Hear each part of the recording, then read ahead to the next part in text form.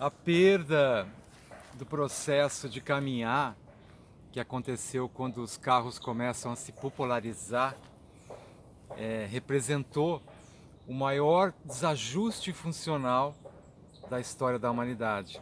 O ser humano vinha caminhando durante mais de 5 milhões de anos. Pesquisas mostram que até a década de 30, 40, as pessoas caminhavam de 7 a 8 quilômetros por dia. E não era uma caminhada programada, não era atividade física programada, era atividade física necessária, porque a pessoa tinha que ir até a padaria, tinha que ir até a escola, tinha que ir até o trabalho e voltar. Então, quando a gente perdeu isso, coincidentemente, é quando começam os problemas de saúde pública, que começa as doenças metabólicas, conhecidas como doenças modernas. Tem uma frase de um filósofo famoso, que eu não lembro o nome agora, que ele fala que nenhuma mudança tecnológica acontece sem um grande custo à humanidade. E agora a gente está entendendo muito bem isso, porque na era digital a gente está mudando muito rápido, a gente fica muito tempo sentado e tem muita coisa acontecendo que vai contra a nossa herança evolutiva. E isso não tem como não prejudicar imensamente a nossa saúde física e mental, porque a gente não consegue se adaptar tão rapidamente a uma realidade que mudou tão rápido. É interessante porque agora na pesquisa e no processo para montar o meu curso, eu acabei mergulhando em questões que me acendeu, um eureka, porque a gente, para ser didático, a gente tem que ensinar de uma forma didática, e isso me fez ligar alguns pontos de uma forma bem interessante. Meu pai passou por esse processo quando ele fez o livro dele. Ele falou que não sabia o que ele fazia, até ter que explicar o que ele fazia. O ponto de partida desse raciocínio vem de uma coisa que meu pai diz há muitos anos, que ele fala que a doença não existe, que ficar doente é uma conquista, que a gente tem que fazer muita força durante muitas décadas para enfim conquistar a nossa doença, nossa própria doença, feita à custa de muito abandono e inconsciência.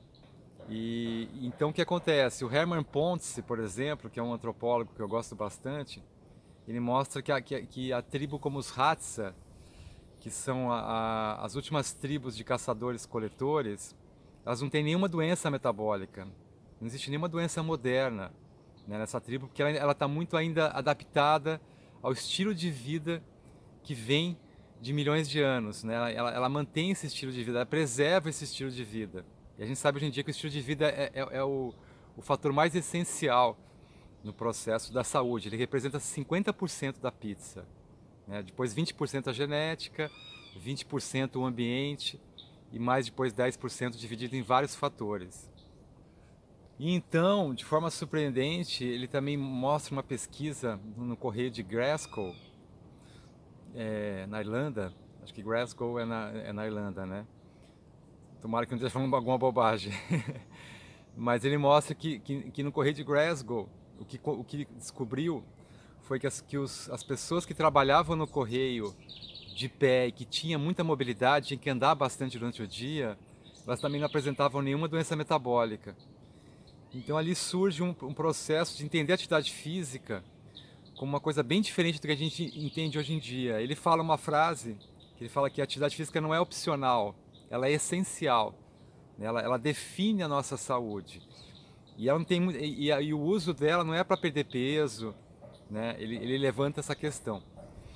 E eu vou além, porque eu falo que a atividade física ela é o mais potente ansiolítico existente no mercado. Então, quando a vida começa a se artificializar, a gente perde o pilar fundamental. E quando a gente pensa nos pilares, eu sempre pensei os pilares numa ordem, de importância, como se tivesse sono em primeiro, a alimentação vinha em segundo durante muito tempo, agora já passou, agora é atividade física e sono, que são os dois mais essenciais, porque eles são mais abrangentes do que a alimentação, porque a atividade física regula sono, modera o apetite. Então a atividade física subiu, mas agora eu entendo diferente. Eu entendo que não tem mais uma separação de importância. Os três são essenciais. E o único que perde um pouquinho é a alimentação, porque ela não influencia a atividade física, E a atividade física influencia ela.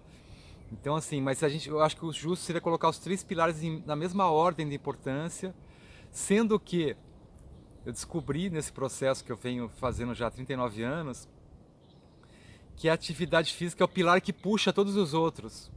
Né? Se você tiver algum ponto para atuar, que você pode melhorar o sono, pode melhorar a alimentação, pode melhorar toda a sua saúde, mesmo em caso de depressão ou de desequilíbrios físicos, a atividade física é aquele pilar que vai puxar todos os outros. Né? Ele é o pilar que você consegue atuar de forma muito precisa e ele puxa tudo. Você regula de uma forma muito precisa e muito eficiente, na verdade, todos os outros pilares. Então a atividade física ela surge, né, com a gente renovando esse olhar em relação ao olhar a atividade física, uma profundidade que a gente não tinha percebido. E esse é o meu eureka, né, é o ápice, talvez o ápice da minha pesquisa, né, depois de 39 anos.